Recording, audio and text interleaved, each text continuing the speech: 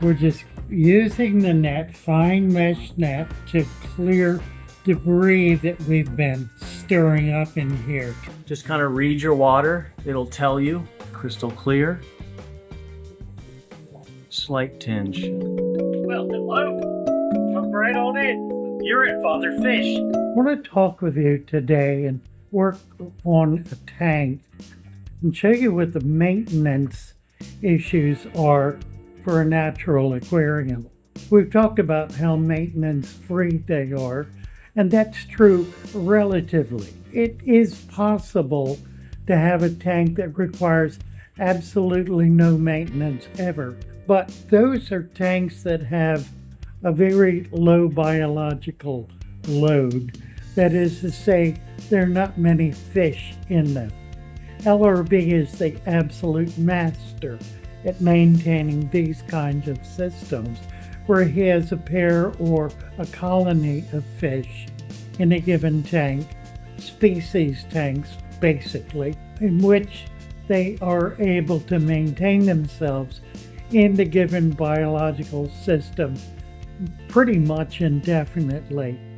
Most of us don't keep tanks that way. Most of us keep tanks with considerably more fish in them than a pair or a small group. So the tanks here at the shop particularly are very heavily filled with fish. We have numerous species and sometimes large numbers of species all in the same tank. So these require a different kind of maintenance. The systems are not maintenance free. And part of the reason for this is that the biological load is greater than the volume of the system can manage consistently. It can manage it for a while, but eventually the mulm begins to build up, detritus builds up, you get an increase in waste, and you need to be able to deal with it. There's, in other words, more biological activity in the system than the system can manage.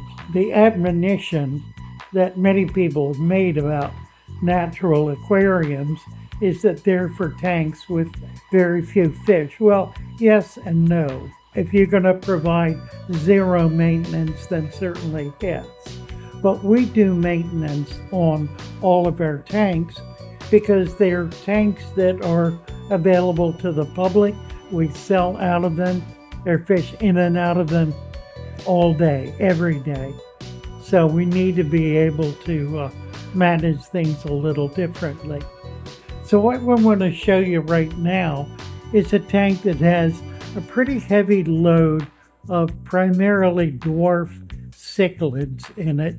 It's a 40-gallon tank, one of our favorite tanks. It's a well-established tank, been set up for well over a year. We moved it over from our old facility, and it has fish like rams, a crebensis, a number of other cichlids. I see some bettas. There's a big Aranda goldfish.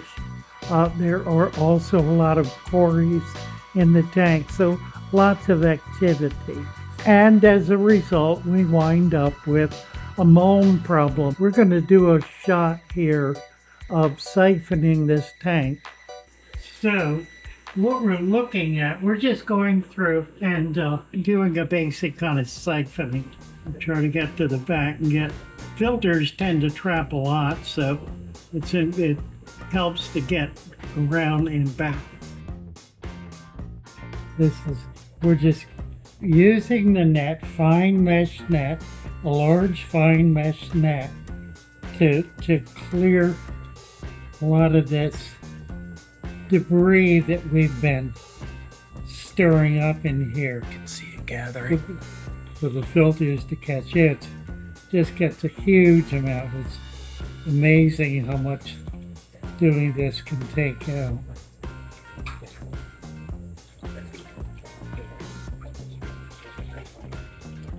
can see the net's just covered in, Saturated. and See on the water column, the heavy precipitants are disappearing. You can see them accumulate right inside the net.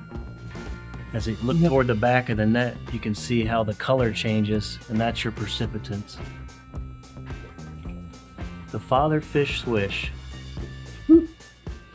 Patent pending.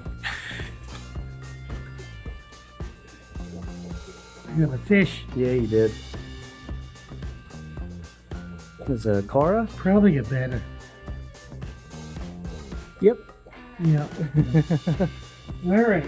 So it's cloudy now, but the cloudiness is going to clear up. We'll come back about an hour, show you how it looks. Yeah, relatively simple to do. Really not much of an issue.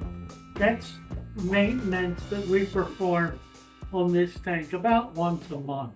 And it allows us to keep about 100 fish in the tank. So it keeps it, it's a very heavily loaded tank.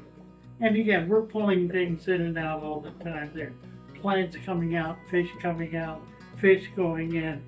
We've got the temperature elevated. It's about 84, 85 degrees because of the nature of the fish that are in there. The rams require warm water. If you notice, the Aranda is perfectly happy at that temperature.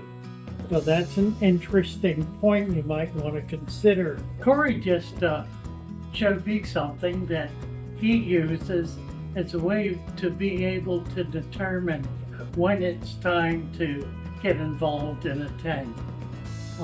Show us what you were showing me. I'll start with this one. You can see against, just looking to the back, you can see the color of the water. It's yellow.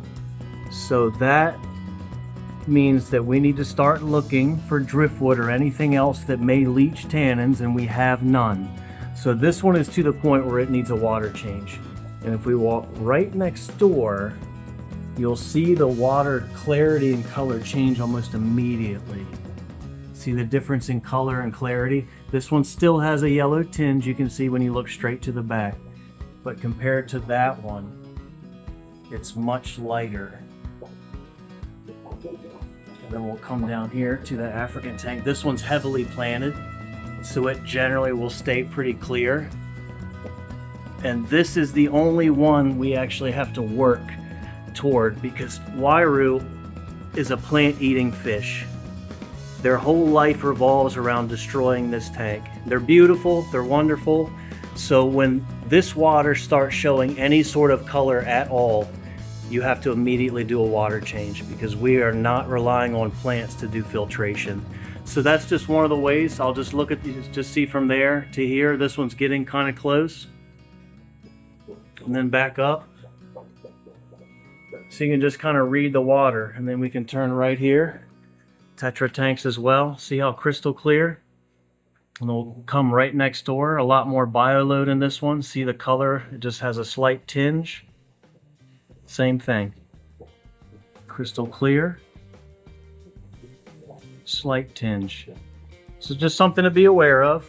Just kind of read your water. It'll tell you.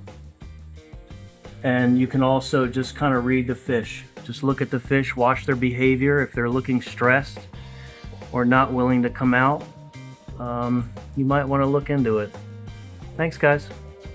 So there's just a few ideas of what we do to try to maintain our very heavily used tanks. And virtually all of our tanks are very heavily used tanks. Now, we don't always do that much. Some of the other tanks we'll get to maybe once every 2 months or 6 weeks or so. Look how this is clearing up already. It's going to be crystal clear in a matter of an hour.